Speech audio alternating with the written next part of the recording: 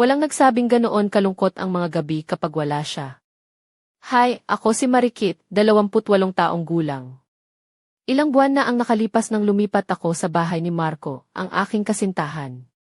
Noon, wala pa akong gaanong karanasan sa pagsasama, at ang inaasahan ko'y mga eksenang puno ng tawanan at saya katulad ng mga pelikula. Ngunit iba ang nangyari sa totoong buhay. Nakatira kami sa isang maliit na kubo sa gilid ng bayan ng Lipa, Batangas, palibutan ng mga niyog at tahimik na paligid.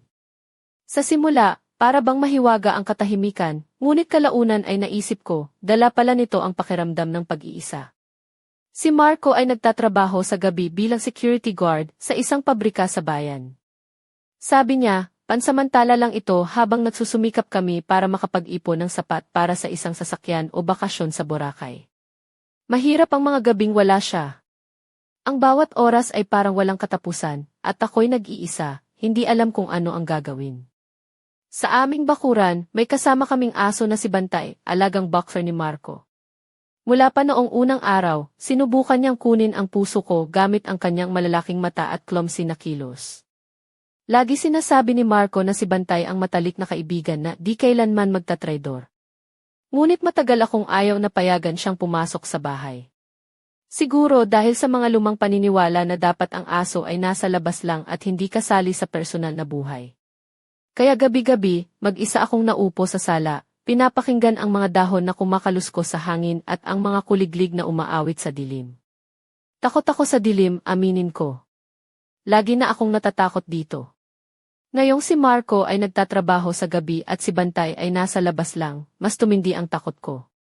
Nanginig ang puso ko sa bawat kakaibang tunog kahit alam kong hangin lang iyon o si Bantay na naglalakad sa paligid. Isang gabi, nakapulupot ako sa malambot na kumot, hawak ang tasa ng tsaa, nang marinig ko ang banayad na pagkamot sa pintuan. Dahan-dahang kinakaluskos ni Bantay ang pinto, tila humihiling na makapasok. Nagdalawang isip akong tumayo at buksan. Pumasok siya agad, inilog ang katawan at tumingin sa akin, gamit ang kanyang malalaking mata na parang sinasabi, pakiusap, ngayong gabi lang. Huminga ako ng malalim at pinayagan siyang manatili. Naupo siya sa harap ng sofa at nilingon ang tiyan, nagpapakita ng kanyang malambot na balahibo.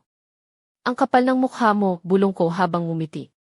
Sa gabing iyon, unang beses na natulog si Bantay sa loob ng bahay. Ang presensya niya ang nagtanggal ng bigat ng katahimikan na dati nagiging hadlang. Mula noon, napansin kong ang tahimik niyang presensya ay nagsilbing gamot sa aking kalungkutan. Hindi siya kapalit ni Marco, ngunit naging tunay na kasama ko. Sa wakas, naramdaman kong hindi na ako nag-iisa. Humimlay ako sa kwarto at tinawag siya, Bantay, halika. Agad siyang sumagot, wagayway ang buntot at humiga sa tabi ng mga paa ko. Tiningnan ko siya at naisip na baka masyado akong matagal na lumalaban sa ideya na siya ay bahagi ng buhay namin. Sa gabing iyon, naisip ko, siya na nga ang bahagi ng mundo ko. Hindi ko inakala na ang gabing iyon ay simula pa lang ng isang bagong yugto, isang pagbabago na higit pa sa aking inaasahan. Ang buhay namin ni Marco at Bantay ay nagsimulang magkaroon ng bagong hugis, kahit na hindi pa rin ako sanay sa mga gabing wala si Marco at ang kawalang laman ng bahay. Minsan sa umaga, habang naghahanda si Marco para sa trabaho, pinagmamasdan ko siya ng tahimik. Nakasuot siya ng uniforme ng security guard, madilim na asul na jacket na may badge sa dibdib at malalaking itim na bota na tila mabigat para sa kanyang payat na mga paa. Karaniwan siyang kalmado at kumpiyansa, ngunit sa mga sandaling iyon, kitang-kita sa kanyang mukha ang pagod at bahagyang tensyon, parang naghahanda siya sa isang matagal na laban sa gabi at sa katahimikan ng pabrika. Walang masyadong usapan sa pagitan namin, palitan lang ng mga sulyap at maikling ngiti bilang suporta. Kapag nagsara ang pinto sa likod niya, naiwan akong mag-isa sa maliit naming bahay na napapalibutan ng katahimikan at mga anino ng dapit hapon. Si Bantay, tila nararamdaman ang aking kalungkutan, ay nagiging mas palakaibigan at madalas nang pumasok sa bahay nang hindi na hinahayaan. Parang tinanggap na niya ang bahay bilang kanyang teritoryo, naglalakad ng tiwala sa mga kahoy na sahig, na para bang ito ang kanyang kastilyo. Unang-una, pilit ko pa ring tinatanggihan ang ideya na pumasok siya sa loob, pero unti-unti, lumalambot ang puso ko. Minsan, dala niya ang kanyang lumang rubber ball, na medyo nginunguya na para sa kanya ay isang kayamanan. Wagayway niya ang buntot at tinitingnan ako ng parabang humihiling na maglaro kami. Gusto mo bang ihagis ko ang bola? Tanong ko sa kanya, at sagot niya ay masiglang tahol. Sa mga sandaling iyon, unang beses sa matagal na panahon ay natawa ako ng totoo, dahil ang saya at pagiging inosente ni Bantay ay pumapasok sa puso ko, pinapawi ang mga alalahanin at takot. Ngunit, higit sa lahat, matindi ang pagiging matigas ang ulo ni Bantay. Isang gabi, bumili si Marco ng madilim na asul na jacket para sa kanya, isang simpleng damit para protektahan siya laban sa malamig na hangin tuwing gabi. Sabi ni Marco, gusto raw ni Bantay ang jacket at palaging masaya itong isuot. Ngunit sa mga sandaling wala si Marco, pinapanood ko kung paano naguguluhan si Bantay sa suot na jacket. Nagwawala siya sa sahig, kinakalabit ang mga kasangkapan, at sinusubukang tanggalin ang tela gamit ang kanyang mga paa, para bang nakakulong siya sa isang kulungan. Hindi ko maiwasang umiti sa kanyang mga pagsisikap na makawala sa hindi komportableng damit. Sa una, nanonood lang ako mula sa malayo, hindi alam kung paano siya tutulungan. Ngunit kalaunan, dahan-dahan kong niyakap si Bantay, inalis ang jacket, at ramdam ko ang labis niyang kasiyahan. Mabilis siyang nabuhay, tahol at naglaro sa paligid, pinipisil ang kanyang mukha sa mga binti ko na tila sinasabi, salamat. Ang munting pangyayaring iyon ang naging simula ng aming espesyal na pagtitiwala. Naintindihan ko, sa mga simpleng sandaling iyon, ang tunay na koneksyon ay nabubuo hindi sa malalaking salita o pangakong binitiwan, kundi sa mga munting kilos ng pag-aalaga at pag-unawa. Ngayon, kahit pa umalis si Marco para sa trabaho, hindi na ako nararamdamang ganap na mag-isa. Si Bantay ang naging aking kasama sa mga mahabang oras ng gabi. Hindi lang siya basta aso, siya ay naging kaibigan, aliw sa katahimikan, at sandigan ko sa mga oras ng pangungulila. Sa kabila ng mga pagbabagong ito, alam kong ito pa lamang ang simula. Maraming pagsubok at sorpresa ang naghihintay sa amin, mga bagay na magpapabago sa aming buhay nang higit pa sa aking inaakala. Unti-unti ang katahimikan sa bahay ay hindi na isang kaaway. Sa bawat gabi pagkatapos umalis si Marco para sa kanyang shift, tila nakakatagpo kami ni Bantay ng isang kakaibang pagkakaunawaan at kapayapaan. Siya ay naroon, kaya hindi na ganoon nakakatakot ang dilim. Ngunit sa likod ng lahat ng ito, alam ko na ang dahilan kung bakit nagsimula ito ay mas malalim pa sa mga simpleng gabi ng pag-iisa. Maraming bagay ang bumalik sa isipan ko ilang linggo matapos ang pagdating ni Bantay sa aming bahay. Hindi ko pa rin matanggap noon na siya ay bahagi na ng aming buhay. Hindi lang siya basta aso, isa siyang buhay na nilalang na may damdamin, gawi, at personalidad na minsan ay mas matigas pa kaysa sa kahit sinong tao. Ang kanyang mga malalaking mata ay nagpapahayag ng iba't ibang emosyon, mula sa kasiyahan hanggang sa pagkabigo, mula sa pag-aalinlangan hanggang sa walang hanggang katapatan. Isang gabi, habang nakaupo ako sa sahig ng aming sala at binubuklat ang lumang photo album ng aking pagkabata, si Bantay ay tahimik na nakahiga sa tabi ko, nakapatong ang ulo sa aking mga tuhod. Sa sandaling iyon, naramdaman kong kulang sa akin ang simpleng init at pangunawa na iyon. Hindi niya ako hinihinga ng anuman maliban sa presensya ko. Hindi niya ako hinuhusgahan, hindi nagrereklamo at hindi nagsasabi ng mga kondisyon. Napaka-espesyal at nakakaantig ng puso ang ganitong uri ng samahan. Napansin ni Marco ang mga pagbabagong ito sa akin.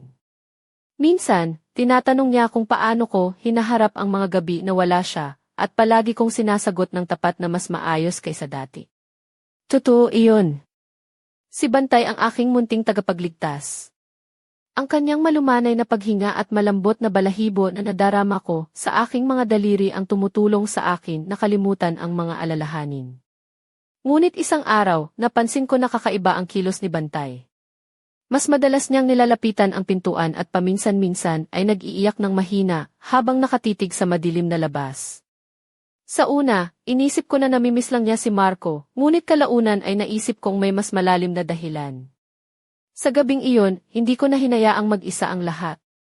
Lumapit ako sa bintana at sumilip sa dilim. Wala namang tao, tanging mga kumikislap na ilaw sa kalye at ang banayad na hangin na nagpapagalaw sa mga dahon ng punong niyog. Umuupo akong muli sa sofa, niyakap si Bantay ng mahigpit. Tahimik siyang umungol, tila humihingin ang tawad sa kanyang pagkabalisa, at muli niyang inilapag ang ulo sa aking mga tuhod. Dito ko naintindihan na kailangan namin hindi lang ang isa't isa bilang kumpanya, kundi pati na rin ang pakiramdam ng seguridad at katiyakan na magiging maayos ang lahat. Mula noon, nagbago ang tingin ko sa buhay namin. Ayokong magdusa lang sa panahong ito, gusto kong humanap ng kahulugan at tanggapin ito ng buo, kasama ang lahat ng hirap at saya. At tila alam din ni Bantay ang paglalakbay na ito. Hindi lang siya naging isang simpleng aso, kundi isang tunay na kaibigan na sa kanyang presensya, ay tinutulungan akong labanan ang kalungkutan at takot. Ngunit alam kong hindi pa dumarating ang pinakamahirap na pagsubok. Maraming mga hamon ang naghihintay, mga pangyayaring magpapabago sa aming pagkakaibigan, pagmamahal at pagtitiwala. At lahat ng ito ay nagsimula sa isang tahimik na gabi, nang unang pumasok si Bantay sa aming bahay at naging bahagi ng buhay ko magpakailanman. Habang lumalalim ang gabi, naramdaman kong ang mga gabi ay nagiging mas mahaba, ngunit ang katahimikan sa bahay ay unti-unting nawawala ng pangil. Hindi na ako natatakot mag-isa dahil nandyan si Bantay, ang tapat kong kasama. Ngunit hindi ko alam na sa likod ng mga tahimik na gabi ay may naghihintay na pagbabago na magpapabago sa lahat ng iyon. Isang gabi, habang nakaupo ako sa sofa na nakapulupot sa malambot na kumot, sinusubukan kong magbasa ng isang libro para maibsan ang lungkot. Nakahiga si Bantay sa tabi ko, tahimik at malumanay ang paghinga. Nakapatong ang kanyang malaking ulo sa aking mga paa, at habang unti-unting bumabagsak ang dilim sa labas, ang mga ilaw sa kalye ang tanging nagbibigay ng liwanag sa lumang beranda ng aming bahay. Biglang may narinig akong mahinang kaluskos, parang may dahan-dahang naglalakad sa mga bato sa likod ng bahay. Mabilis na tumibok ang puso ko, at dahan-dahan akong tumayo upang tingnan kung ano ang nangyayari. Napapalibutan ng dilim ang paligid, at ang mga anino ng mga puno ay kumikilos sa ilaw ng poste sa kalsada. Tumayo si Bantay, nakataas ang mga tainga at maingat na tumahol. Nararamdaman ko ang malamig na kilabot na dumaan sa aking likuran. May tao talaga sa paligid ng aming bahay, at hindi ito basta-basta. Bumalik ako sa sofa, niyakap si Bantay ng mahigpit at bumulong, lahat ay magiging maayos. Ngunit sa loob ko, ramdam ko ang lumalaking takot na baka hindi na maging payapa ang gabing iyon. Lumipas ang ilang minuto at narinig muli ang kaluskos, mas malapit na ngayon. Si Bantay ay tumayo at nagsimulang tahulin ang pinto, na matagal ko nang naririnig ngunit hindi ko pinapansin. Pinilit kong kunin ang lahat ng tapang na meron ako at dahan-dahang nilapitan ang pinto. Nang buksan ko ito ng bahagya, wala naman tao sa labas, ngunit may nakalapag sa tapat ng pintuan, isang piraso ng papel. Kinuko ito na nanginginig ang mga kamay. May nakasulat sa papel na iyon ng isang salita lamang, umalis ka. Ang sulat ay magulo, parang sinadya talagang takutin ako. Napatigil ang tibok ng puso ko at lumingon kay Bantay, na ngayon ay mas lalong naging alerto, bahagyang nagngangalit. Alam kong hindi ito aksidente. May taong nagmamasid sa amin, may nakakaalam ng bawat galaw namin. Sa gabing iyon, halos hindi ako nakatulog. Hindi umaalis si Bantay sa tabi ko, tila nararamdaman ang aking pag-aalala at handang protektahan ako anumang oras. Iniisip ko kung ano ang maaaring nag-udyok sa sulat na iyon. May koneksyon ba ito sa trabaho ni Marco? O baka may taong mula sa nakaraan na gustong ipaalala ang kanyang presensya? Maraming tanong ang sumagi sa isip ko, ngunit wala akong kasagutan.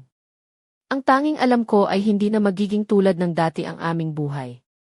May mas malalim na panganib na naglalagay sa amin sa panganib, mas matindi kaysa sa pag-iisa o takot sa dilim. Tumingin ako kay Bantay at naisip na sa sandaling iyon, hindi lang siya aso kundi isang tunay na tagapagtanggol na hindi ako pababayaan. Ngunit sapat ba ang lakas niya para harapin ang paparating na unos? Hawak ko ang sulat sa kamay habang nakatayo sa pintuan, hindi ko alam kung ano ang susunod na hakbang. Nararamdaman ko ang malakas na pagtibok ng puso ko. Tila naririnig ito ng bawat dingding sa bahay namin. Si Bantay ay nanatiling matatag sa tabi ko, may matapang at maingat na tingin, para bang alam niyang malapit na ang panganib. Sinubukan kong kalmahin ang sarili, siguro biro lang ito, bulong ko sa sarili, ngunit hindi pa rin naalis ang pagdududa. Naalala ko ang mga kwento ni Marco tungkol sa mga empleyado sa pabrika na may mga hindi pagkakaunawaan. Baka may kinalaman ito sa trabaho niya, naiisip ko. O baka naman may taong gustong paalalahanan kami na hindi kami ligtas. Sa gabing iyon, hindi ako nakatulog. Si Bantay ay mahigpit na nakahiga sa tabi ko, tahimik ang paghinga, ngunit ramdam ko ang tensyon sa kanyang katawan sa bawat kaluskos sa labas. Pinilit kong pagtuunan ng pansin ang pag-iisip na magiging maayos ang lahat, ngunit habang lumilipas ang gabi, lalo akong natatakot at nag-aalala sa mga susunod na araw na darating. Hindi ko malilimutan ang gabing iyon, ang simula ng aming tunay na pagsubok. Hindi nagtagal, dumating si Marco mula sa trabaho, pagod ngunit buhay pa rin. Napansin agad niya ang aking kalagayan, ang takot na di maitago sa mga mata ko. Ipinakita ko sa kanya ang sulat na natanggap ko. Nang makita niya ito, pumuti ang kanyang mukha, at agad siyang kumuha ng telepono para tawagan ang mga kasama niya sa pabrika. Sinubukan niyang alamin kung sino ang posibleng nasa likod ng banta. Ramdam ko na ngayon, hindi na kami nag-iisa sa laban na ito. Handa si Marco na ipaglaban kami. Habang lumilipas ang araw, naramdaman ko ang tensyon sa hangin. Sinisikap kong manatiling kalmado para kay Marco, ngunit sa loob ko, parang naglulundagan ang mga alon ng kaba at takot. Si Bantay, na dati tahimik lang, ay naging mas alerto, hindi niya iniwan ang tabi ko at palaging nakamasid sa bawat galaw sa labas ng bahay. Pagdating ng gabi, habang kami magkakasama sa hapagkainan, unang beses kong naramdaman ang tunay na pagkakaisa ng aming maliit na pamilya. Hawak ni Marco ang kamay ko, habang si Bantay ay nakahiga sa sahig, tila ang tagapagbantay ng aming tahanan. Ngunit sa kabila ng init ng aming samahan, alam kong ito pa lamang ang simula ng mga pagsubok. Hindi namin alam kung sino ang nagpadala ng sulat o ano ang tunay niyang layunin. Habang iniisip ko kung paano namin mapoprotektahan ang aming munting mundo, naisip ko na baka panahon na upang humingi ng tulong sa iba. Hindi na sapat ang pagtatago sa tahimik na kubo sa gilid ng bayan. Kailangan namin ng suporta mula sa mga kapitbahay o kahit sa pulisya. Ngunit sa kabila nito, may isang bagay na malinaw sa akin, hindi ako dapat matakot pa. Kailangan kong maging matatag, para kay Marco, para kay Bantay at para sa sarili ko. Sa sandaling iyon, naramdaman kong nagsisimula na akong makita ang mga pagbabago sa sarili ko. Hindi na ako ang babae na takot sa dilim at pag-iisa. Natutunan kong harapin ang mga hamon ng may tapang at determinasyon. Sa kabila ng lahat, si Bantay ang naging ilaw sa madilim kong mundo, ang simbolo ng aking lakas at pag-asa. Ang gabi ay nagdilim, ngunit sa loob ng puso ko, may nagliyab na apoy ng tapang. Alam kong marami pang lihim at panganib ang naghihintay sa amin. Ngunit handa na akong harapin ito, kahit gaano man ito kahirap. At sa likod ng lahat, alam kong hindi ako nag-iisa. Kami ni Marco at Bantay, isang koponan na hindi basta-basta sumusuko. Ngunit hindi ko pa alam na sa likod ng mga banta at takot, may isang lihim na mas malalim at mas madilim na nakatago. Isang lihim na magpapabago sa lahat ng akala namin tungkol sa pagmamahal, pagkakaibigan at pagtitiwala. At ang simula ng lahat ay nagsimula lamang sa isang tahimik na gabi, nang unang pumasok si Bantay sa aming buhay at nagdala ng liwanag sa gitna ng dilim. Hindi ko pa rin mapaniwala ang nangyari sa amin. Ang sulat na may banta ay parang isang bangungot na biglang naging realidad. Hanggang ngayon, hindi ko maalis sa isip ko ang malamig na pakiramdam ng hawakan ko iyon sa pintuan, ang mga salita na, umalis ka, na tila sinisigaw ng dilim. Hindi ko alam kung paano nangyari ito, ngunit ramdam ko sa puso ko na may mas malalim na dahilan kung bakit kami tinutukan. Habang lumalalim ang gabi, paulit-ulit kong iniisip kung paano sana ito naiwasan. Siguro kung mas naging maingat kami, o kung hindi ako masyadong nagdalawang isip na papasukin si Bantay sa loob, baka hindi ako ganito nag-iisa sa mga gabi. Ngunit sa kabilang banda, kung hindi ko siya pinayagan, sino ang sasalo sa aking takot at kalungkutan? Siya ang naging ilaw sa madilim kong mundo, at ngayon, siya rin ang aking sandigan sa gitna ng unos. Naalala ko pa ang bawat sandali na magkasama kami ni Bantay sa gabi, ang kanyang malumanay na paghinga, ang kanyang malambot na balahibo na nagbibigay aliw, at ang kanyang mga mata na puno ng katapatan. Hindi siya kapalit ni Marco, ngunit sa mga oras na wala siya, si Bantay ang aking kasama, aking protektor, at aking kaibigan. Ngunit ngayon, ang mga banta ay nagdulot ng takot na hindi ko pa naranasan dati. Hindi na ito simpleng pag-iisa o takot sa dilim. Ito ay isang tunay na panganib na humahadlang sa amin, sa aming tahanan, sa aming buhay. Napaisip ako kung paano sana namin ito nalalampasan ng mag-isa, kung wala si Marco at si Bantay sa tabi ko. Sa kabila ng lahat, hindi ko pa rin kayang sumuko. Alam ko na ang laban na ito ay hindi matatapos sa isang sulat o isang gabi. Kailangan naming maging matatag, maging matapang, at magtiwala sa isa't isa. Si Marco, nakaraniwang matatag at kalmado, ay nagpakita ng kahinaan sa harap ko, ngunit hindi siya sumuko. Ako rin, sa kabila ng takot, ay natutong harapin ang bawat hamon ng may tapang. Ngunit ang pinakakakatuwang bahagi nito ay ang pag-iisip na si Bantay, ang maliit naming aso, ay naging isang malaking bahagi ng aming buhay, hindi lang bilang kasama, kundi bilang isang tagapagtanggol. Siya ang nagbigay sa akin ng lakas na harapin ang gabi at ang mga anino na nagtatago sa dilim. Habang pinagmamasdan ko siya na tahimik na nakahiga sa tabi ko, naisip ko na ang aming kwento ay hindi lang tungkol sa takot at panganib. Ito ay kwento ng pag-ibig, pagtitiwala at lakas na nabuo sa kabila ng mga unos. At kahit na hindi ko alam kung ano ang susunod na mangyayari, handa akong harapin ito, sapagkat alam kong hindi ako nag-iisa. Ngunit sa likod ng aking mga iniisip, may isang lihim na unti-unting lumalabas, isang lihim na magpapabago sa lahat ng akala namin tungkol sa aming buhay, at magbibigay daan sa isang bagong yugto na puno ng mga pagsubok na hindi namin inaasahan. At lahat ng ito ay nagsisimula ngayon, sa gitna ng dilim at katahimikan ng aming maliit na mundo. Isang gabi, habang tahimik ang paligid at si Marco ay nasa trabaho, naramdaman ko ang kakaibang tensyon sa hangin. Hindi tulad ng mga nakaraang gabi, hindi ko mawari kung bakit ang puso ko ay pumipintig ng mabilis, halos sumabog sa dibdib. Si Bantay ay tahimik na nakatayo sa tabi ko, nakataas ang mga tainga, matalim ang tingin sa bintana. Parang may nararamdaman siyang hindi ko makita. Biglang may kumatok sa pintuan ng bahay namin, isang malumanay, ngunit matining na tunog na nagpaalalang may ibang tao sa labas. Nang buksan ko ang pinto ng dahan-dahan, isang estranghero ang tumambad sa akin. Nakasuot siya ng itim na jacket na may hood na nakatakip sa mukha, kaya hindi ko makita ang kanyang mga mata o kahit ang kanyang mga mukha ng malinaw. Hindi siya nagsalita, ni isang salita man lang. Sa halip, iniabot niya ang isang sobre at mabilis na umatras, nawawala sa dilim ng gabi. Nakangiti ako ng pilit, ngunit ang aking puso ay tila pumipintig ng mas mabilis pa. Hinawakan ko ang sobre na malamig sa aking mga kamay at isinara ang pinto. Nang buksan ko ito, may lamang larawan ng aming bahay, kuha mula sa malapit na distansya. Sa likod ng larawan, nakasulat ang mga salitang, "Bantayan namin kayo."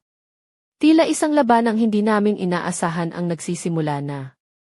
Ang mga banta ay naging mas malapit, mas personal. Hindi na ito simpleng pananakot lang, parang may isang matang nagmamasid sa bawat galaw namin, naghahanap ng kahinaan. Si Bantay ay tumahol ng malakas, tila ba alam din niya ang bigat ng sulat. Dito ko unang naramdaman na hindi lang kami basta pamilya na nagkakasama sa isang tahimik na kubo. Kami ay nasa gitna ng isang laban, isang laro ng takot at katapangan kung saan ang kaligtasan namin ay nakasalalay sa bawat kilos at desisyon na gagawin namin. Nang maramdaman ko ang bigat ng sitwasyon, nagdesisyon akong hindi na magpanggap na normal ang lahat. Kailangan naming maging alerto, maghanda, at magtiwala hindi lang sa isa't isa, kundi pati na rin sa mga taong maaaring tumulong sa amin. Si Marco, kahit pagod sa trabaho, ay nagsimulang magplano kung paano namin mapapalakas ang seguridad ng aming bahay, dagdag na mga kandado, sifi, at paghingi ng tulong sa mga kapitbahay. Ngunit sa kabila ng mga hakbang na ito, naramdaman kong may mas malalim na misteryo sa likod ng lahat. Bakit kami? Bakit kami ang tinutukan ng mga banta?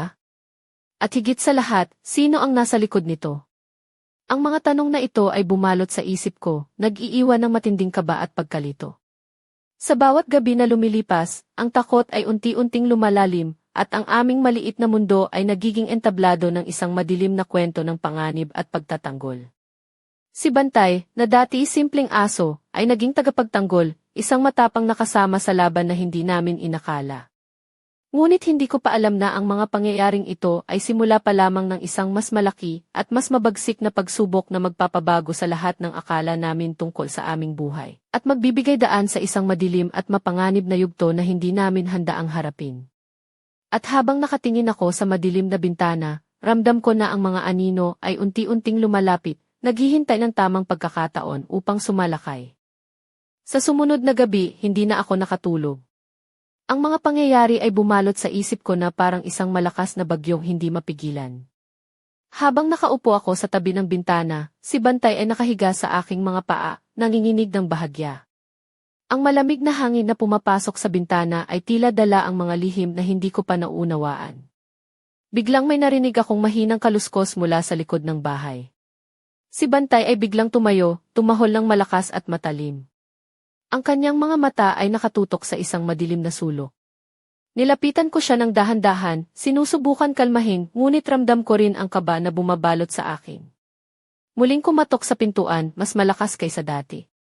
Naglakad ako patungo rito, dala ang lakas ng loob na kahit papaano ay pinipilit kong itaguyod.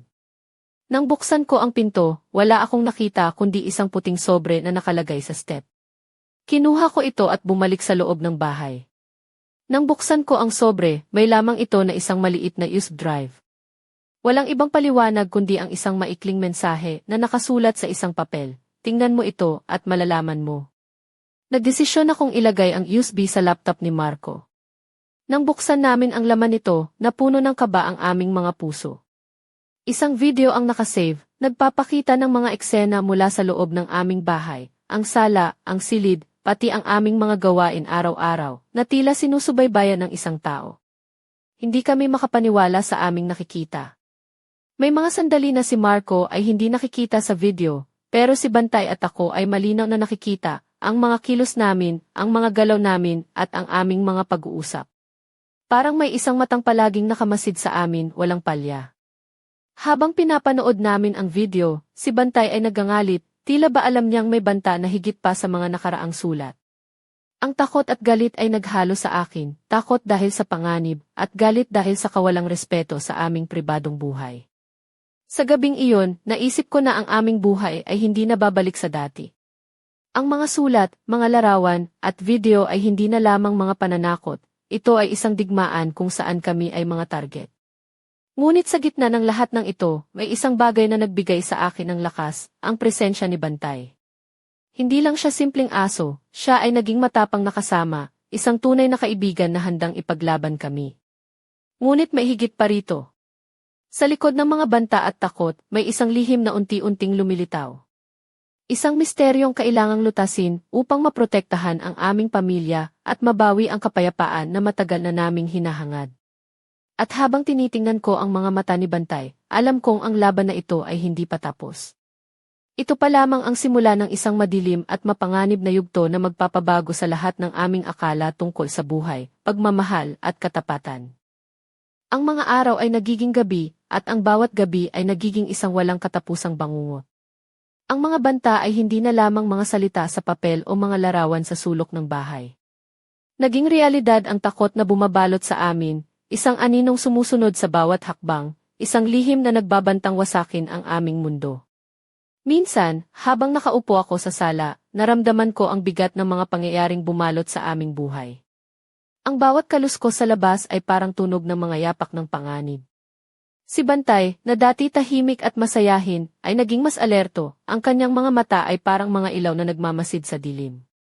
Ang kanyang tahol ay nagiging sandata laban sa mga hindi nakikitang kaaway. Ang lahat ay naging higit pa sa isang simpleng laban para sa seguridad. Naging isang digmaan ng damdamin, pagitan ng takot at tapang, pagdududa at pagtitiwala, pangamba at pag-asa. Hindi ko maipaliwanag ang bigat na nararamdaman sa dibdib ko, na tila may apoy na unti-unting lumalaganap at hindi mapatay. Sa bawat gabi, habang nakatitig ako sa madilim na bintana, naiisip ko kung hanggang kailan kami magtatagal sa gitna ng ganitong panganib. Ang mga lihim na bumabalot sa amin ay unti-unting sumisirit sa ibabaw, nag-iiwan ng mga palaisipan na kailangang sagutin. Sino ang nasa likod ng mga banta? Ano ang tunay nilang motibo? At higit sa lahat, paano namin mapapanatili ang aming pamilya na ligtas? Si Bantay ang naging ilaw sa kadiliman. Sa mga oras na ito, siya ang aking lakas, ang aking kapanalig na hindi kailanman sumusuko. Ang kanyang presensya ay paalala na kahit gaano man kalalim ang dilim, may liwanag na naghihintay sa dulo ng daan. Ngunit sa kabila ng lahat, ang tensyon ay umabot sa ruro. Ang bawat tunog ay parang babala, ang bawat anino ay nagdadala ng panganib.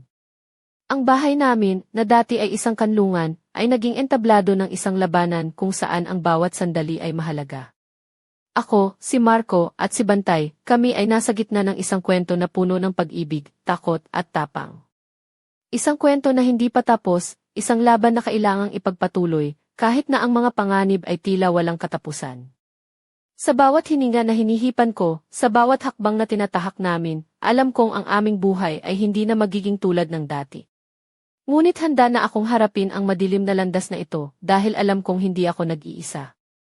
At habang tinitingnan ko ang mga mata ni Bantay na puno ng pagmamahal at tapang, alam kong ang laban na ito ay hindi lang para sa amin, ito ay laban para sa pag-asa, para sa kinabukasan, at para sa tunay na kahulugan ng pamilya.